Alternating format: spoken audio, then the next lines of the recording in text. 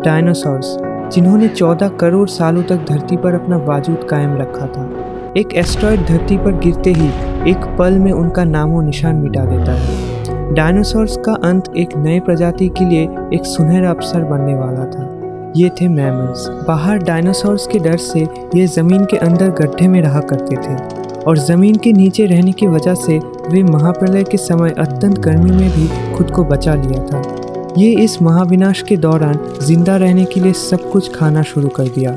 महाप्रलय के कुछ लाख साल बाद, यानी आज से करीब 4 करोड़ साल पहले, धरती पूरी तरह डायनासोर से मुक्त हो चुकी थी और चारों तरफ शांति का माहौल था। इस नई दुनिया में हमारे पूर्वज मैमल्स समय के साथ साथ विकसित हो रहे थे। पहले के मैमल्स की तुलना में इनकी आंखें और दिमाग अधिक विकसित थे और ये आकार में भी काफ़ी बड़े हो चुके थे, लेकिन ये अभी भी देखने में हम इंसानों की तरह बिल्कुल नहीं लग रहे थे। लेकिन फॉसिल एविडेंस आज ये संकेत देते हैं कि ये जीव बंदर, एप्स और अंत में हम इंसानों में विकसित होने वाले थे। फुटप्रिंट्स के इसी एपिसोड में हम जानेंगे आखिर कैसे शुरू हुई इस धरती पर हम इंसानों की यात्रा। तो क्या हालचाल है दोस्तों, आपका स्वागत है 404 फाउंड यूट्यूब चैनल पर। आज से करीब 4.7 करोड़ साल पहले धरती का वातावरण लगभग पूरी तरह से आज के समान बन चुका था। इस वक्त धरती का तापमान 24 डिग्री सेल्सियस के करीब रहता था और एक दिन 24 घंटों के अंदर गुजर जाता था। पृथ्वी अब लगभग उस ग्रह के समान थी जिसे हम अपना घर कहते हैं। धरती के टेक्टोनिक प्लेट्स पर एक बार फिर से हलचल होने लगी, जो धरती के 2 बड़े बड़े द्वीपों को एक दूसरे की ओर ले जा रही थी। ये वही भूभाग है जहां मैं और आप में से शायद अधिकतर लोग रहते हैं, इंडिया, जो एशिया महाद्वीप की ओर तेजी से बढ़ रहा था। इन दोनों द्वीपों की आपस में टकराने की वजह से एक नई श्रृंखला का निर्माण हुआ, एक पर्वत श्रृंखला जो 27,000 फीट लंबा था, हिमालय, और यही है दुनिया की सबसे ऊंची चोटी, माउंट एवरेस्ट। इस पर्वत श्रृंखला से गलने वाला बर्फ आगे चलकर कई नदियों का निर्माण करने वाला था, जो भविष्य में कई सभ्यता के उदय का भी कारण बनने वाला था। अब इस धरती पर बस एक ही चीज़ की कमी थी, वे थे हम मनुष्य। लेकिन समय के साथ साथ अब ये परिस्थितियाँ भी बदलने वाली थी। आज से करीब 40 लाख साल पहले अफ्रीका के पूर्वी इलाकों में एक नई पर्वत श्रृंखला का निर्माण हो रहा था, ईस्ट अफ्रीकन रिफ्ट वैली। ये पर्वत भारत महासागर से यहाँ आने वाली मौसमी हवाओं के लिए एक अवरोध बन रही थी और लगातार मौसमी हवाओं की रोक की वजह से यहाँ के जंगलों में बारिश आनी बंद हो गई। यही इस जंगलों में जन्म हुई थी एप्स की, और वे इसी जंगलों में पेड़ के ऊपर रहते थे जहाँ उनको खाने की कोई कमी नहीं थी और यही उनकी पेड़ों में रहने की सबसे बड़ी वजह थी। लेकिन अब यहाँ समय के साथ साथ पेड़ पौधे सब सूखा पड़ने लगा।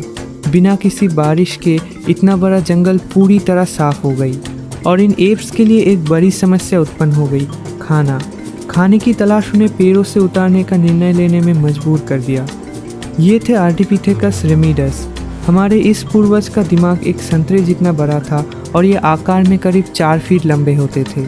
नए कठिन जलवायु ने इनके अभ्यास को धीरे धीरे बदल दिया और इस नई पृथ्वी में अपने भोजन के लिए उन्हें यहाँ वहाँ घूमने में मजबूर कर दिया। कई हजार सालों के विकास क्रम के बाद खाना खोजने के लिए हमारे पूर्वज अब दोनों पैरों पर चलने लगे। इससे ऊर्जा कम खर्च होती थी और ये चलते हुए भी खाना खा सकते थे। शायद ये पर्वत श्रृंखला ही हमारे 2 पैरों पर चलने की सबसे बड़ी वजह थी। आज से करीब 10,50,000 साल पहले हमारे पूर्वज दिखने में काफ़ी हद तक आज के जैसे बन चुके थे। ये मानव जाति की प्रारंभिक प्रजाति है जिन्हें होमो इरेक्टस कहा जाता है। यही इस धरती पर हमारा पहला फुटप्रिंट्स था। आज तक विकसित हुई उन्नत सभ्यताओं, मानव जाति के एक से महान एक इतिहास, आग से लेकर अंतरिक्ष यात्रा की खोज तक, सब कुछ यहीं से शुरू होता है। आज से करीब 70,000 साल पहले धरती के वातावरण में फिर से बदलाव आई। समुद्र का स्तर तब थोड़ा नीचे आ चुका था और धरती के टेक्टोनिक प्लेट्स पर हलचल की वजह से तब अफ्रीका और अरब के बीच की दूरी भी केवल 8 माइल्स बन चुकी थी। इसलिए एक छोटे समूह के लिए लाल सागर पार करना उतना कठिन नहीं था। अब हमारे पूर्वज धीरे धीरे पूरे एशिया और यूरोप में फैल रहे थे। ये थे होमो सेपियंस। आज से करीब 40,000 साल पहले धरती का तापमान अचानक कम होता जा रहा था। नदियों और समुद्र का पानी बर्फ से ढकना शुरू हो गया। धरती और यहाँ रहने वाले तमाम इंसान ने सामना किया एक आइस एज का। लेकिन यह भी अब ज़्यादा देर तक नहीं रहने वाला था। आज से करीब 14,000 साल पहले इस आइस एज का अंत हो चुका था। आइस एज के दौरान कुछ इंसान अमेरिका पर आ पहुंचे थे। समय के साथ साथ विकास की प्रक्रिया चलती रही और हमारे पूर्वज भी विकसित होने लगे। धीरे धीरे इन्होंने पत्थरों से हथियार बनाना सीख लिया, इसलिए शिकार करना और भूख मिटाना भी आसान बन चुका था। बारिश, तूफान और जीव जंतुओं की हमला इंसान को गुफा में एक साथ रहना सिखा दिया था। समय के बीतने के साथ साथ अपने ज़रूरत मिटाने के लिए हमारे पूर्वज आग को काबू करना सीख लिया। आग की खोज इनके लिए सबसे बड़ी खोज थी। धीरे धीरे इनकी परिवार भी बनने लगी और वो एक साथ रहने लगे। इससे वो सुरक्षित रहने के साथ साथ कई अन्य चीज़ें भी सीखी, जैसे मांस को आग में पकाकर खाना।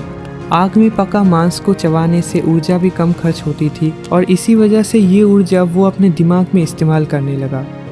इनका दिमाग अब इस हद तक विकसित हो चुके थे कि इन्होंने अपने संदेश को दूसरों तक पहुंचाने के लिए अलग अलग आवाज़ें निकालनी शुरू करे।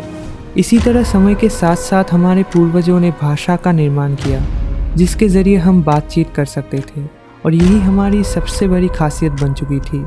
मनुष्य अपनी बुद्धि और शक्ति के सही उपयोग के कारण पृथ्वी पर सबसे उन्नत प्राणी साबित हुआ। अब हमारे पास औजार थे, भाषा थी और था हमारा दिमाग। अब से करीब कुछ सेकंड पहले हमने और आपने मिलकर 5 अरब साल के सफ़र को एक साथ तय किया। अब हम वापस अपने घर, अपने समय, हमारे अपने दुनिया पर वापस आ चुके हैं। आज हम काफ़ी एडवांस बन चुके हैं। आज हम जानते हैं कि हमारी पृथ्वी, विशाल समुद्र, ज़मीन और हम धरती पर कैसे आए, लेकिन हमारा सफ़र अभी भी बाकी है। मीलों दूर तक जाना है हमें, और भी गहरे से जानना बाकी है हमारे इस संसार को। लेकिन आज से 1 अरब साल बाद हमारी दुनिया आखिर कैसी दिखेगी, ये जानने के लिए ज़रूर देखिए इस सीरीज़ का लास्ट एपिसोड 5। अगर आपको ये एपिसोड पसंद आए तो इसे लाइक करें, दोस्तों के साथ शेयर करें, और अगर आप नए हैं तो इस चैनल को ज़रूर सब्सक्राइब करें। मैं मिलता हूँ आपसे अगले एपिसोड में, तब तक के लिए अलविदा।